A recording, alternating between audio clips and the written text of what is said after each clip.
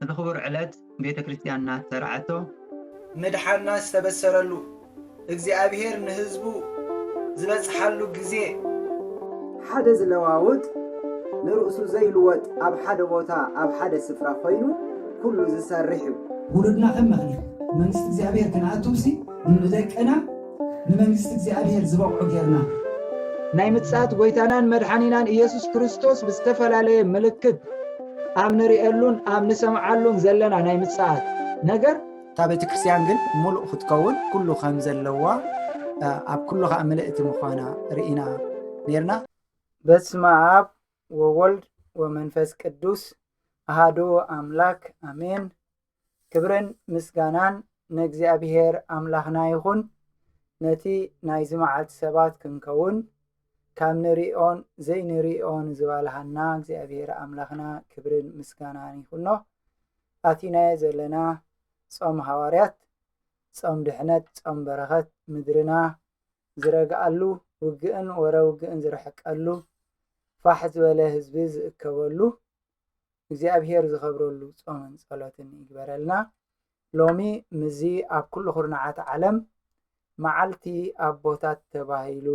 ዝወዓል ዘሎ መዓልቲ ኩሉ ሰብ ከዓ በብዓቕሙ በብኸባቢኡ ተኣኪቡ ዘኽብሮ ዘሎ ካብ ቃል እግዚአብሔር ከምዚ ኣብዚ ኣርእስቲ ትርእይዎ ዘለኹም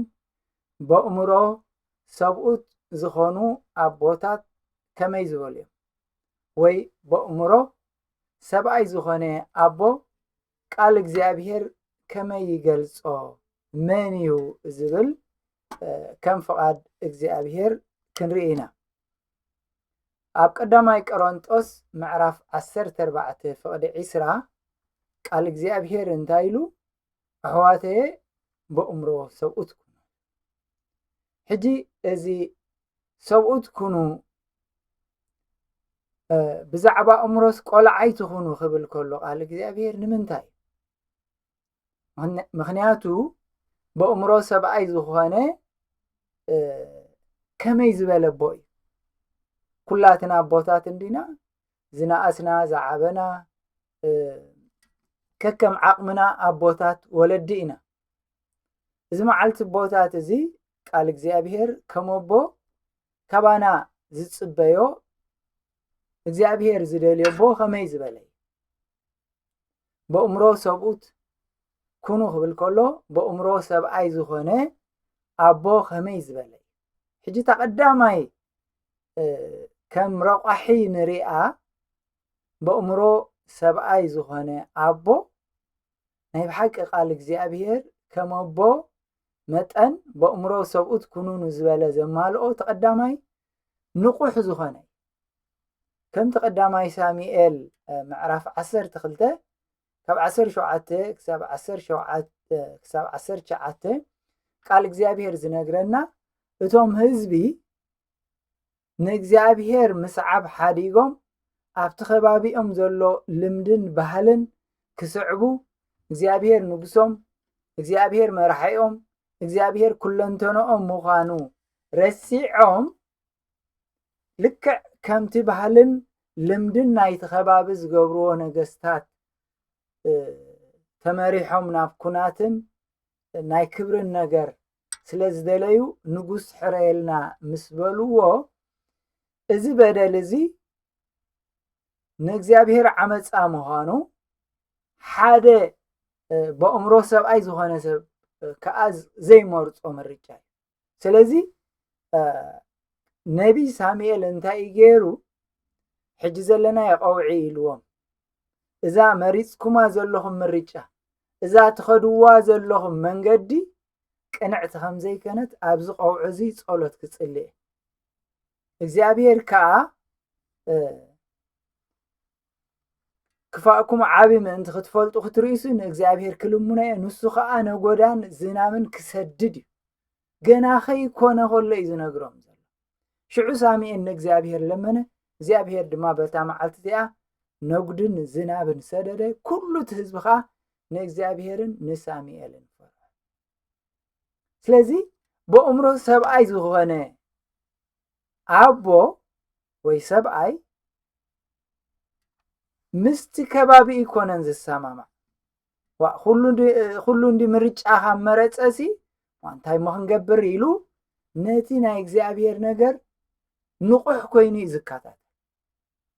تتنكي غيزري سلازي ساميئل اتوم هزبي بديلوم كاب أملاخ يرحقو خمزلو سلازي فلته بأمورو بسول سلازي خونه نتوم هزبي خفلتهم سلازي تحاده ممزاني ناي حاده بأمورو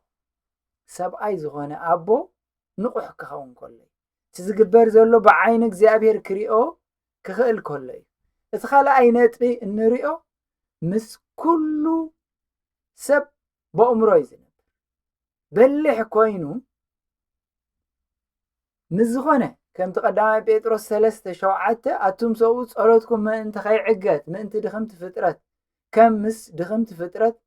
كم موارستكم نتصقى هيوت غيركم نخبركم كأمس أنستكم بأمرون كم دخمت فترات كم فولي بحري زلوا نسبيت 5 بيت ترديو كم عقما 5 درجة زخير تخوينو ازي بأمرو بسل اسخ 50 دي ازين دي بقى 50 اي بحالني ايكونن بتعقما خيد كله ازي بأمرو زبسله مس كل سب كعب سلام زنبر ولا بيوب معرف كلت خابجعت حساب 10 زلو بونا ايوب اندحر افتنا بونا ايوب زانتارينا ابونا ايوب حميمو نبرتو سينو دقو سينو بحمام طعنو سينو خساقا كله غنا دفصون كانكا صنيعكا تنبر الله ناملاخ قدا كحدمو موت بلوت موت كتبلو خلا ناملاخ بدلو كتبلو خلاص نحناس كندي منصرصرنا خندي مبل بأمرو بسول زخونه ابوغن نسخي از تزارب يزلخي عايشو ززارب اوزرب ايخ تزارب زلخي كاب ايد املاخ سناي تقبلكاس نتؤكيدو اين قبالون بزي كل نجر كفا بكاب كنافرو ايوصن سلازي ابو بأمرو بسول النحر كوينو ككم عقم ككم درجئو حيل لنا قلبت علينا انا لعلى عقمني انا دوزي بحاليلو ناو ايكين ولا بونا داويت كوم يغيرو تقدماي ساميئيل معرف 24 كاب 4 حساب شوعته نحرا رينا نتز سوغوز نبر نتخ قتلو هلاونتو خطفو زدلي ابزنه طبازنه طبزنه بر سراويت حيزو نغوس ساول اغات ام خوينو مچ ساعات مسرخبه ابيد كازبكا نصلايخا ساعات نهتمو لومي نزي صلايخا حنف دخلو خلو نقبو እግዚአብሔር ንጎይታይ ነተقبو እግዚአብሔር ኢደይ ናብኡ ዘርጊሐ ዝነገር ምግባርሲ እግዚአብሔር ካባ ይራቁ ጸላይ እንዲ መቃናቀንቱ እንዲ ከቀትሎ እንዲ ዝመጽ ዘሎ ኢልና ኢና ንሕና ንሐስብ ዝዳ አመርግጽ ይኽትቀትሎ ከተጥፍኦ ለካይልና በተዓቅመና በታረዲኢትና ኢና በእምሮ ሰብአይ ዝኾነ አቦ ግን ነዚ ምርጫ ናይ ዳዊት ዝመርጭ ዳዊት ድማ ነቶም ሰበቡ ብዘረቡ ዓገቶም ኣብ ሰኦል ክትንስእ ኣይፈቀደሎም ነቲ ቦሎ ሕጂታ ሰዓት እንህለትካ ክብልዎ ከለው በእምሮ መሊስሎ ረቲዕዎም ናብቲ ንሶም ዘጻወሩሉ ናብቶም ንሶም ዝደፍእዎ ዘለው ድፊት ከአቱ አይደለም ሎሚ ልክዕ ከምዚ ዓይነት እዩ ኣብ ምድርናን ኣብ ስራሕናን ኣብ ዕለታዊ ቤተሰብናን ዝገጥመና ኩነታት ክንረክብ ከለና ንእግዚአብሔር ደንጥምት ወይስ ነታ ኩነታት ጠሚትና እንታይ ንፈዲ ነፍስ ወከፍና ይምልከት ኣብ ግብረ ሐዋርያት ምዕራፍ 17 ካብ 21 ክሳብ መወዳእታ ክሳብ 34 ዘሎ ዛንታ ሐዋርያ ቅዱስ ጳውሎስ ናብ ኣቴና ምስ ከደ ኣቴንስ ልክዕ ከምዚ ኣብዚ ዘበን እዚ ንሓድሽ ነገር ተዘይኮይኑ ንዝኾነ ሓድሽ ዘይኮነ ካልእ ንምስማዕ ግዜ ዘይብሉ እዚ ዘበን እዚ ልክዕ ከምኡ ኣብ ዝነበረሉ ናብቶም ህዝቢ ኣትዩ ናብ መቕደሶም ዜሩ ነቶም ህዝቢ ኣእዛኖም ክህብዎ ማዕረ ክንደይ ብልሕብ ዘለዎ እናዘርኩ መቕደስኩም ክርኢ ከለኹስ ንዘይትፈልጦ ኣምላኽ ዝተፃፈረ ዓለም ኣብኡ ዝገበረ ጎይታ ሰማይን ምድርንሲ ኣብ ኢድ ብዝተሃንፀ እኮ ኣይነብርን ንሱ ህይወትን ትንፋስን ኩሉ ነገር ንኩሉ ዝህቢ ንገለ ከምዚ ጨንቆ ኢድ ሰብ ኣየገልግሎን እኮ አንቱም ሰብኣቴና ቁርብ ኣይተረዳእኩም እንዲ ኢሉ በቲ ዝደልይዎ በቲ ዓቕሞም ከመይ ገይሩ ብጥበብ ናብቲ ዝደልዮ ከእትዎም ከሎ እምበኣርሲ ዓሌት ኣምላኽ ካብ ኮናስ ኣምላኽ ነቲ ብናይ ሰብን ብልሓት ሓሳብን እተገብረ ቅርፂ ወርቂ ወይ ብሩር ወይ እምኒ ከም ዝመስል ክንሓስቦ ኣይግባኣናን ኢሉ ብዛዕባ ናይ መድሓኒናን ኢየሱስ ክርስቶስ ሞይቱ ትንሳኤ ምዃኑ ካብቲ ዝነበርዎ ናይ ጣዖ ኣምልኸት ናብ ክርስቶስ መሰምፆም ሓያሎ ካብ ሰብ ሰዓብዎ ገሊኦም ከኣላገፁ ኣብዚ ግን እንታይ ክንርኢ ደልየ ዘለኹ ጳውሎስ ከመይ ገይሩ ነዞም ሓድሽ ነገር እንተዘይኮይኑ ካልእ ንምስማዕ ግዜ ዘይብሎም ሰባት ከመይ ገይሩ ናቱ ሓሳብ ኣምፂኡ ናብ ኣምላኽ ክመልሶም ካብኣቶም ብዙሓት ክረብሕ ከም ዝኽኣለ ሎሚ መዓልቲ ቦታት ከነኽብር ከለና በእምሮ ሰብኣይ ዝኾነ ኣቦ ምን ይኽንብል ከለና ንርእስና እስከ ኣብኡ ኮፍ ነብል ልክዕ ከምዚ ጳውሎስ ዝገበሮ ኣነ ምገበርኩ ዶ ልክዕ ከምዚ ዳዊት ዝገበሮ ሳሙኤል ዝገበሮ ኣቦና ኢዮብ ዝገበርዎ በእምሮና ሓሲብና ንዝመፅእ ርኢናስ ከምኡ ዶ ምገበር እዚ ትኽልተ ነጥቢ እቲ ሳልሳይ ንሪኦ በእምሮ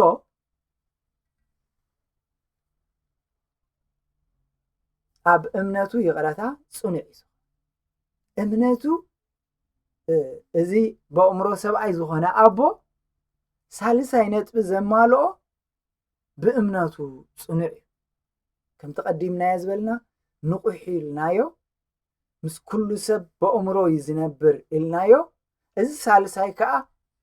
ኣብ እምነቱ ኣዝዩ ጽኑዕ ኣቦና ኣብርሃም ትዝክርዎ ኢኹም ነቲ እንኮ ወዱ ምስ ተፈተነሲ ንይስሐቅ ሰውኦ ተስፋ ብይስሐቅ ዘርኢ ክበካ ተባሂሉ ከብቅዕ ኣምላኽ ካብ ሞታት ከም ዘተንስኦ እምነት ነይሩ ስለዚ በእምሮ ሰብኣይ ዝኾነ ኣቦ ንእግዚኣብሔር ይኣምኖ እሞ ልዕልቲ ኩነታት ጠሚቱ ንእግዚኣብሔር ብዘሐጉስ ነገር እዩ ኩላህና ከም ንፈልጦ ኣብ መፅሓፍ ዳንኤል ምዕራፍ 3 ኣብ 16-18 ዘሎ ጥቕሲ እንድሕር ወሲድና ሲድራቅ ሚሳቅ ዓብዲነጎ ነቲ ንጉስ እንታይ እዮም ኢሎም ሕጂ መሳርሒ ሙዚቃ ሰምዑ ኢኹም ነዚ ቅርፂ ኣነ ዘቐመጥኮ ምስሊ እንተዘይሰጊድኩም ናብዚ እቶን ሓወኽ ድርበይ ኢኹም ክብሎም ከሎ ካብ ኢድካ ከናግፈና ክእል እዩ ብዛዕባ እዚ ነገር እዚ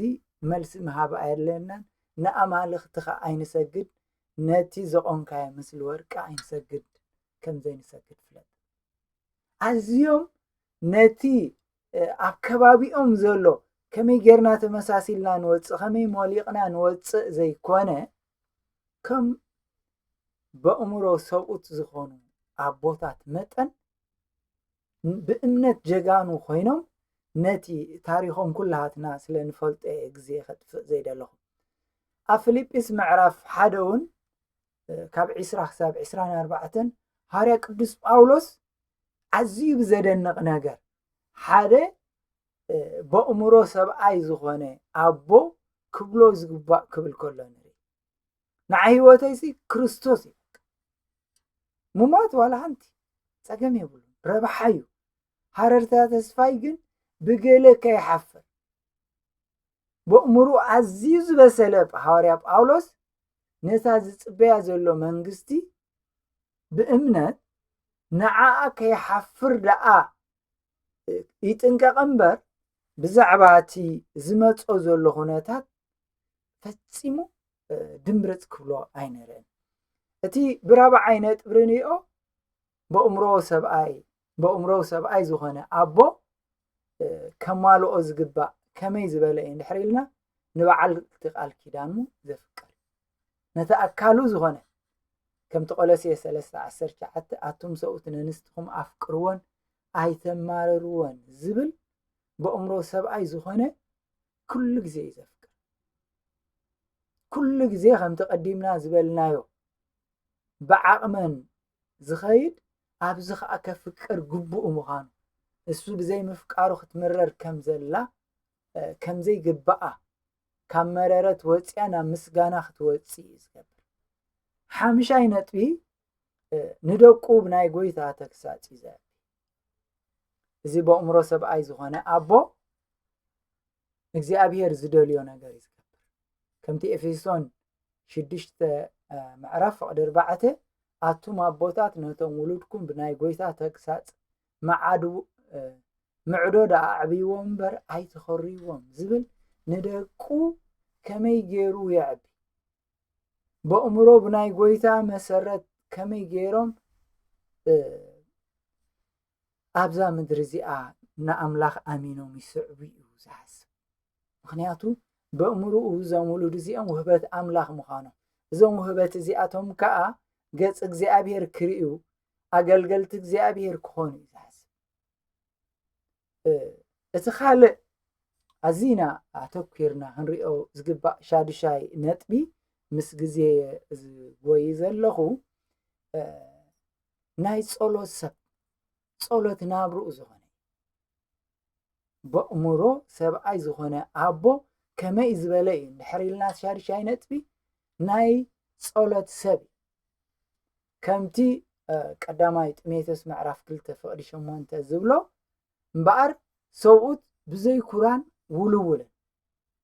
ቅዱሳን ኣእዳው ኣልዒሎም ኣብ ኩሉ ስፍራ ክጽልዩ ኣብ ስራሕ ድዩ ኣብ መንገዲ ድዩ ኣብ ቤት ድዩ ኣብ ቤተ ክርስቲያን ድዩ ኣብ ዝኾነ ቦታ ኩነታት ክገጥም ከሎስ ነቲ ኩነታት ሪኦም ክኽሩይ ነቲ ኩነታት ኮይኖም ናብ ዘረባ ዘይኮነሲ ናብ ጸሎት ኣእዳዎም ከሎ ናብ ኣምላኽ ክጥምቱ እቲ ኣዝዩ ሎሚ ኣብ ምድርና ኣብ ዓለምና ጠፊኡ ዘሎ ናይ ጸሎት ሰብ ዘይምዃን ንውግእን ንሓይልኻን ንኻልእን ዝዕድም ንሪኦ ዘለና ኣብ ካልኣይ ዜና መዋዕል ምዕራፍ 20 ካብ 1 ክሳብ 17 ዘሎ ንጉስ ዮሳፋጥ ዝበሃል ጸላእቲ ክመጽዎ ከሎ ንሱ ኣብ ንግስነቱ ምስ መፀ ነታ ዓዲ ናብ ኣምላኽ ተጸጊዑ ካብቶም ናይ ኣምላኽ ሰባት ፈቆዶ ዓድታት እንዳኸዱ